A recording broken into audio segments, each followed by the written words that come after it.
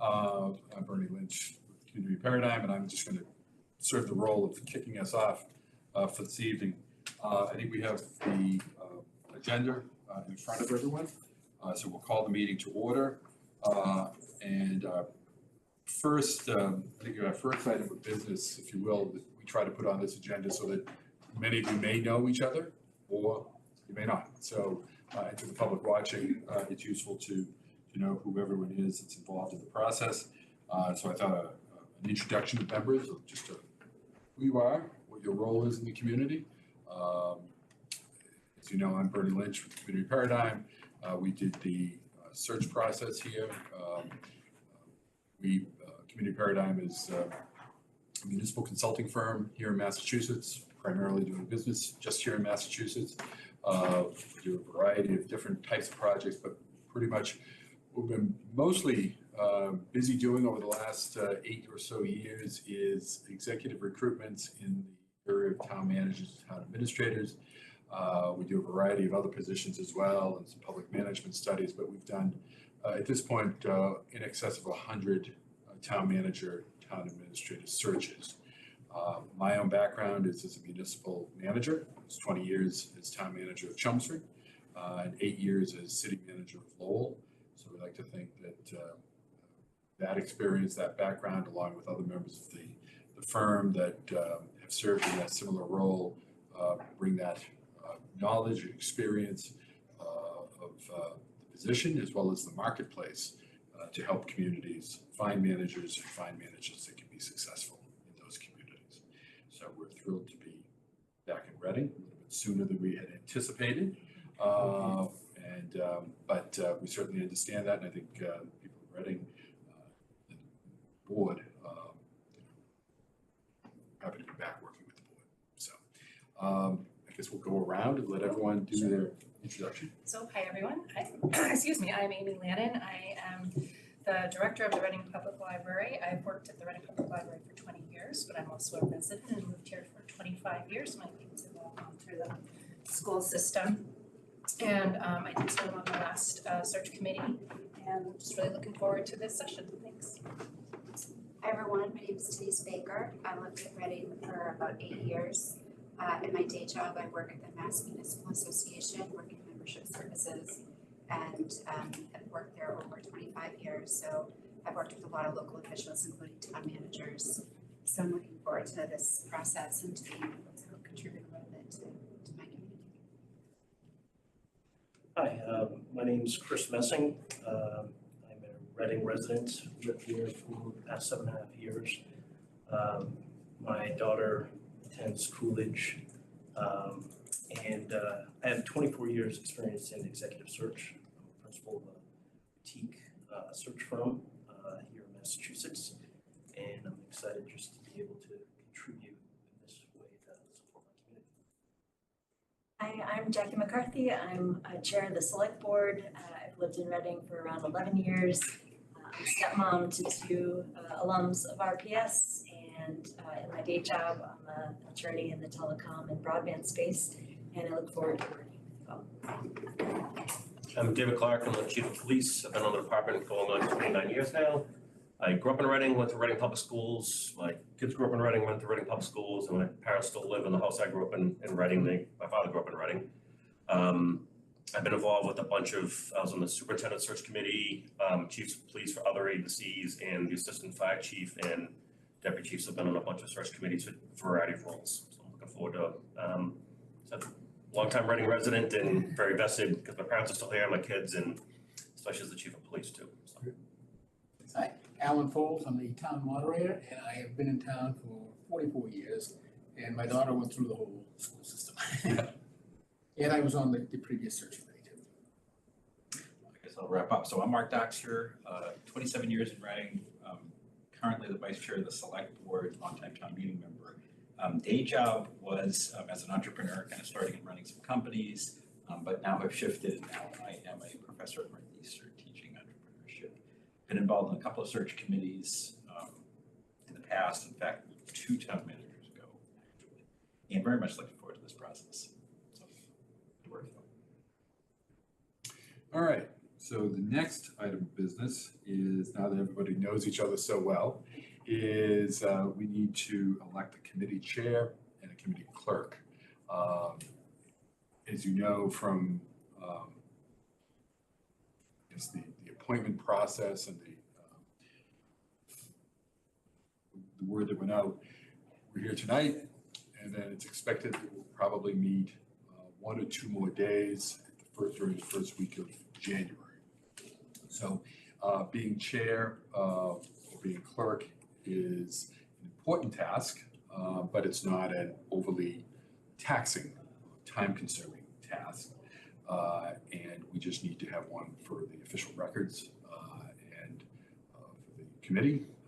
Minutes are not overly complex. Most of the work will be done in executive session. It won't be a high level of specificity given within that. And we can certainly work with whoever assumes that role to get those minutes approved. So again, just in my role of sort of facilitating this opening meeting, is there anyone that would be interested in being the chair, or would anyone like to nominate someone to be the chair? Nominate Jackie be the chair. If you'll accept. Is there a second? Second. Excellent. Okay, all in favor? Opposed? Unanimous. Jackie, now I'll turn it over to you for the rest, as well as getting us a clerk. Okay, thank you all. Are there, and I appreciate the nomination. Any volunteers for clerk? I'll do it. Thanks, Amy. Is there a I'll second? second. Thank you, Mark. Any others? Okay. All those in favor of Amy Lannon as committee clerk? Okay. Thank you, Amy. All right, so next on the agenda is a presentation by Bernie about the search process, open meeting law, and public records law requirements.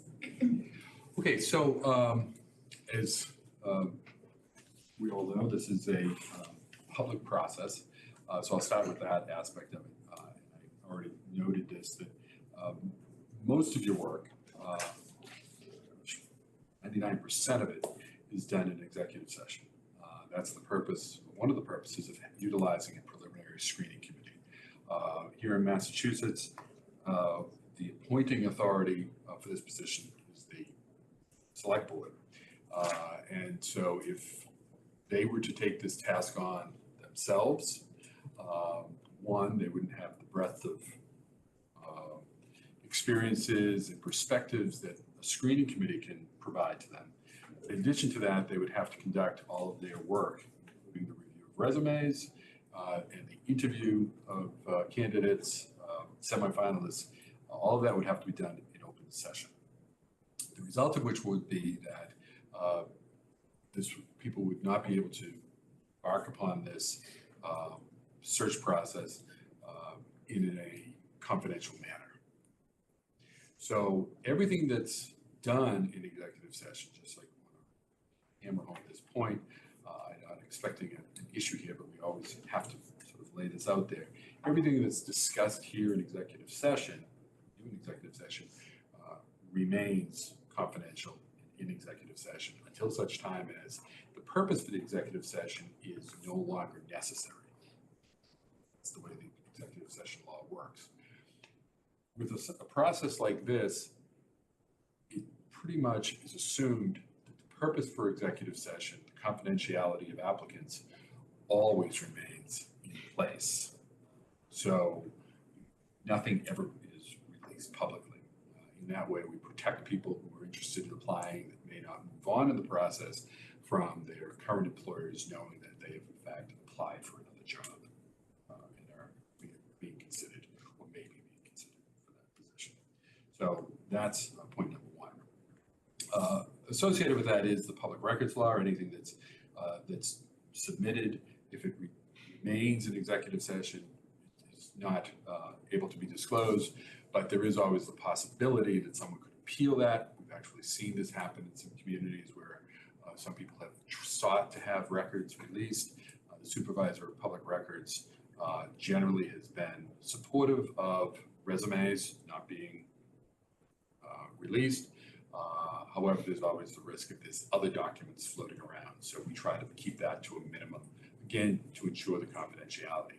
That's a positive for communities in general, but specifically for Reading, that in the future, and hopefully your next town manager that's appointed will be here for 15, 20 years, and you don't have to worry about this. But what you want to make sure is that the town of Reading is seen as an organization that respects the confidentiality of the process that people are going through. So that's my point on that.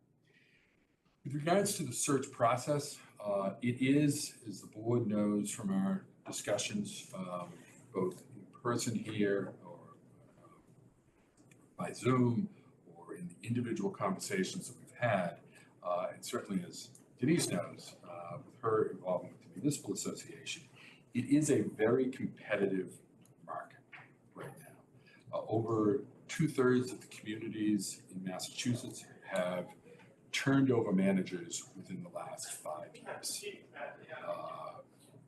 Essentially, it's mostly been a generational thing where the baby boomers are all leaving the business to retire.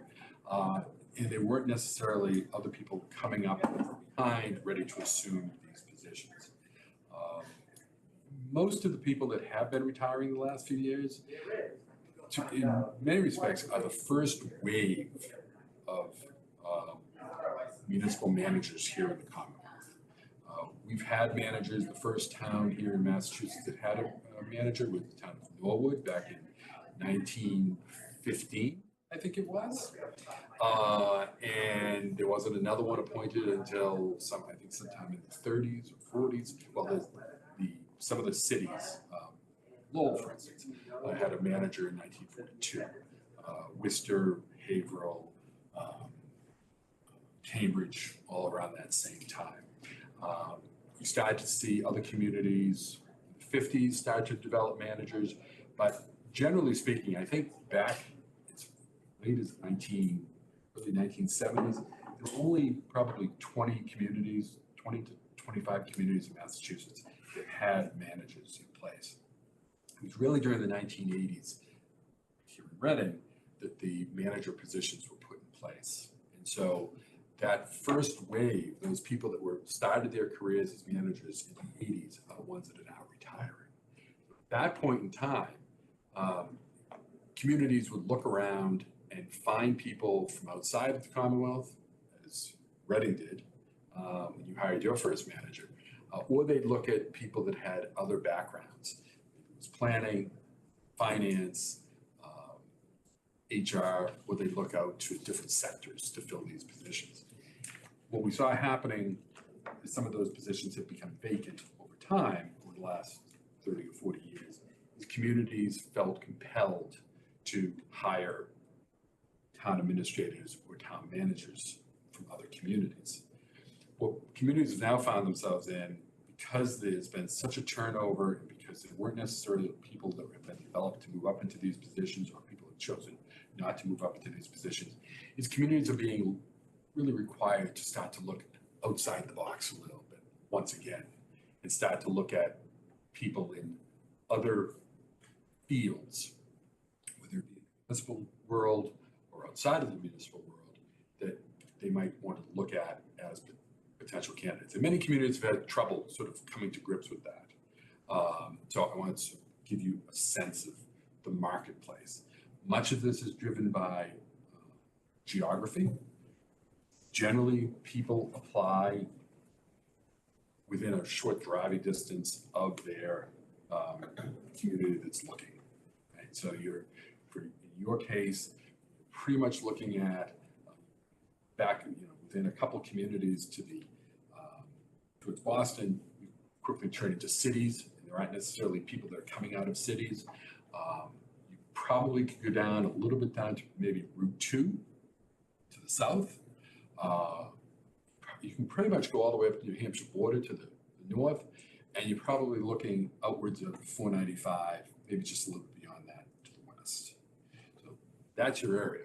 Within that area, particularly down to the south of you, many of the people in those positions are new. They've only been in place for the last 2 or 3 years. Winchester, Burlington, Bedford, they just brought new people on within the last year or so. Some of the other people, it's been 2 or 3 years. So you aren't necessarily going to be able to pull people from that area. North of you, again, many of those people are relatively new, or they're in much smaller communities. For one reason or another, they're not necessarily looking.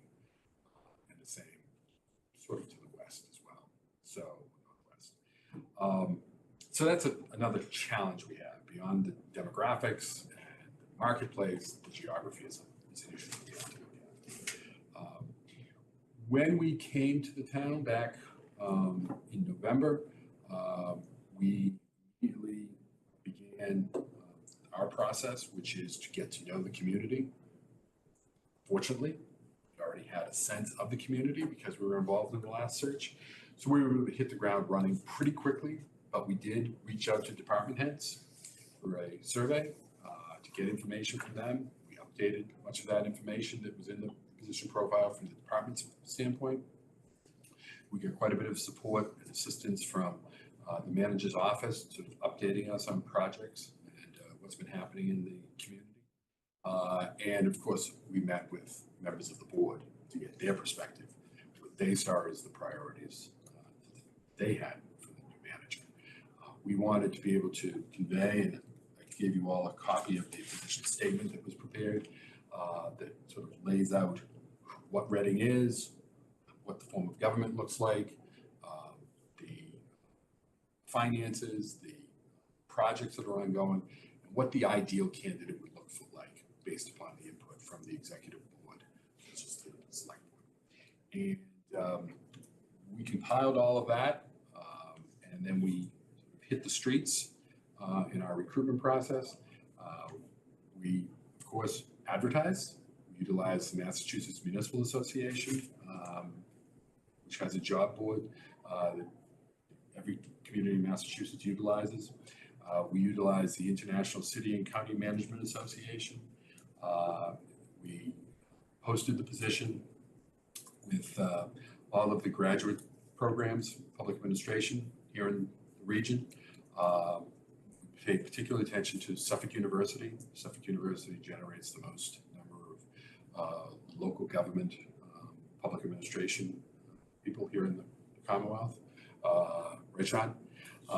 And they're the leader in that area. And the Massachusetts Municipal Association has both working relationship with Suffolk University on a number of certificate programs. And in fact, I teach in a couple of those programs.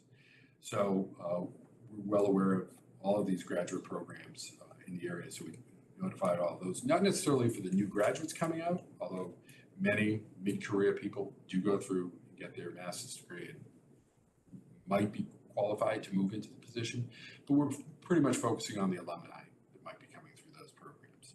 Beyond that, we have a database of roughly 400 people that we stay in contact with whenever there's a position that becomes available here in Massachusetts.